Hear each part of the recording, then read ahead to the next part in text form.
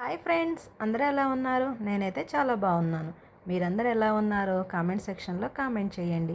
ఇక ఈరోజు వీడియో వచ్చేసి వర్క్ బ్లౌజ్ను ఏ విధంగా కట్ చేయాలో చూద్దాం. బ్లౌజ్కైనా కూడా ముందు లైనింగ్ పార్ట్ని అయితే కట్ చేసుకోవాలండి. ముందుగా లైనింగ్ పార్ట్ని మడతలు మన వైపు ఉండేలాగా చూసుకోవాలి. తర్వాత ఆది బ్లౌజ్ తీసుకొని బ్యాక్ పార్ట్ని అయితే కొలుచుకుందాం. ఇలా బ్లౌజ్ మొత్తాన్ని తిరగలైతే తీసుకోవాలి. బ్యాక్ పార్ట్ ఉండే రెండు సైడ్స్ కూడా ఒక చోటకు తీసుకొచ్చి ఇలా వీడియోలో చూపిస్తున్న విధంగా పట్టుకోవాలి.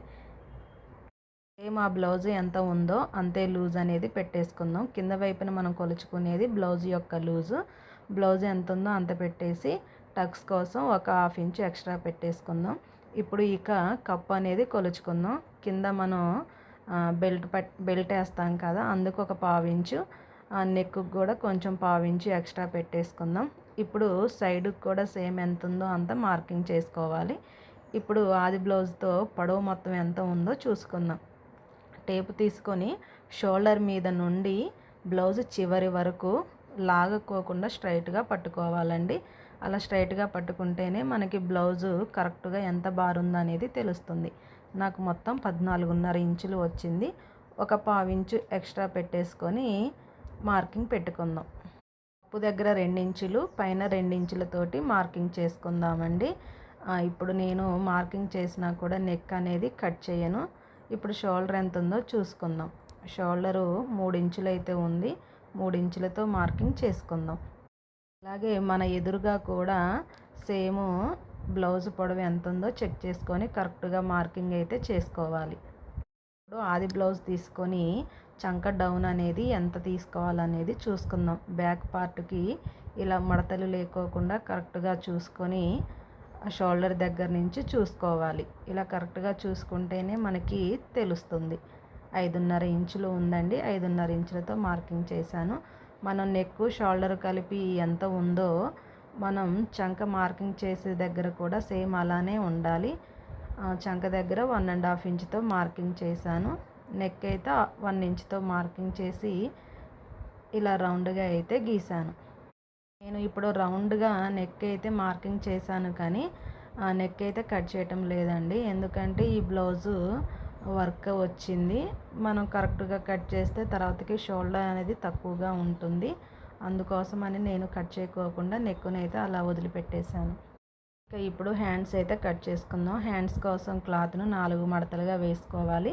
మంచిగా స్ట్రైట్గా ఉన్నాయా లేవా అని ఒకసారి చెక్ చేసుకొని అయితే వేసుకోవాలి. ఇప్పుడు హ్యాండ్స్ యొక్క లూజ్ అయితే చూసుకుందాం.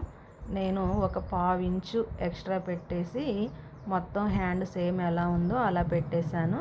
ఇప్పుడు ఒకసారి ఎంత ఉందో కొలుచుకుందాం. 11 ఇంచులు అయితే ఉందండి. అలాగే మన ఎదురుగా కూడా సేమ్ 11 ఇంచులతో మార్కింగ్ చేసి డౌన్ 3.5 ఇంచులతో మార్కింగ్ చేసుకుందాం. ఒకసారి ఆది బ్లౌజ్తో చూసుకుంటే మనకు అర్థమైపోతుంది. ఇందాక 3.5 పెట్టాం కదా, 3 ఇంచులు అయితే కరెక్ట్గా సరిపోయిందండి. ఇప్పుడు హ్యాండ్ షేప్ అనేది గీసుకుందాం. ఇలా గీసేసుకొని కట్ చేసుకోవటమే. కట్ చేసుకున్న తర్వాత మధ్యలో ఇలా టక్స్ అనేది ఇచ్చుకోవాలి. అలాగే ముందు వైపుకి 2 మడతల మీదనే ఇలా క్రాస్గా అనేది తీసుకొని టక్స్ అనేది పెట్టుకొని ఈ విధంగా మార్కింగ్ అయితే చేసుకోవాలి. ఇక్కడ నేను సైడ్ కట్ చేస్తున్నాను. ఇక మిగిలిన క్లాత్లోనైతే ఫ్రంట్ పార్ట్ని కట్ చేసుకుందాం. ఈ క్లాత్ అనేది కొంచెం తక్కువగా ఉందండి. జాయింట్స్ అనేది పడతాయి. అందరూ కూడా అన్ని క్లాతులు సరిపోయేలాగా ఇవ్వరు కదండి. ఒక్కోసారి ఎక్కువ అవుతుంటాయి, తక్కువ అవుతుంటాయి.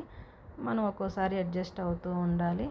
ఇలా చాలా జాగ్రత్తగా మనం ఎప్పుడైనా కూడా జాయింట్స్ వేసుకోవాలి అనుకుంటే చంక వైపు వేసుకుంటే ఏం కాదండి. నెక్ పైన అట్లా కాకోకుండా చంక వైపు వేసుకుంటే మనకి స్టిచ్చెస్ అనేవి లోపలికి పోతాయి కాబట్టి కనిపించుకోకుండా ఉంటాయి. అందుకని ఈ విధంగా అయితే మనం వేసుకొని మార్కింగ్ అయితే చేసుకుందాం. ఇలా జాగ్రత్తగా గీసుకుంటూ అవి కరెక్ట్గా నెక్ అనేది ఎక్కడ ఉందో ఒకసారి చూసుకొని మరి గీసుకోవాలండి. లేకపోతే నెక్ ఎక్కువైనా తక్కువైనా కూడా చాలా ఇబ్బందిగా అయితే ఉంటుంది. ఒకసారి ఆది బ్లౌజ్ తీసుకొని నెక్ అనేది చూసుకుందాం ఎంత పొడవు ఉందనేది. సేమ్ ఉక్సుల పట్టి వైపు కూడా అలానే చెక్ చేసుకుందాం. చెక్ చేసుకున్న తర్వాత ఇలా మార్కింగ్ అనేది పెట్టుకోవాలి. ఇటు సైడ్కి కూడా ఒకసారి చెక్ చేసుకోవాలి. ఇలా నెక్ అనేది రౌండ్గా గీసుకొని ఫ్రంట్ పార్ట్ వచ్చేలాగా మార్కింగ్ చేసుకుందాం. కొద్దిగా షేప్ బెల్ట్ దగ్గర జాయింట్ అనేది పడేలాగా ఉంది. అది కొంచెం వేసినా కూడా ఏమీ కాదండి, ఎందుకంటే స్టిచ్చెస్ లోపలికి వెళ్ళిపోతుంది కనుక బయటికి ఏమీ కనిపించదు. మేము చేసే ఈ వీడియోలు మీకు నచ్చినట్టయితే మన ఛానల్ని సబ్స్క్రైబ్ చేయండి, అలాగే ఒక చిన్న లైక్ కూడా ఇవ్వండి. ఇలా కట్ చేసుకున్న తర్వాత జాయింట్స్ అనేవి ఎంత పడుతున్నాయో ముందుగానే చూసుకోవాలండి, లేదంటే తర్వాత షేపులు అవి కట్ చేసిన తర్వాత ముక్కలు మిగలకపోతే చాలా ఇబ్బందిగా ఉంటుంది. అలా సరిపోని ముక్కను తీసుకొని మార్కింగ్ అయితే చేసుకోవాలి. ఇది ఫ్రెండ్స్ ఇవాళ వీడియో. మళ్ళీ మరొక మంచి వీడియోతోనూ మళ్ళీ కలుస్తా.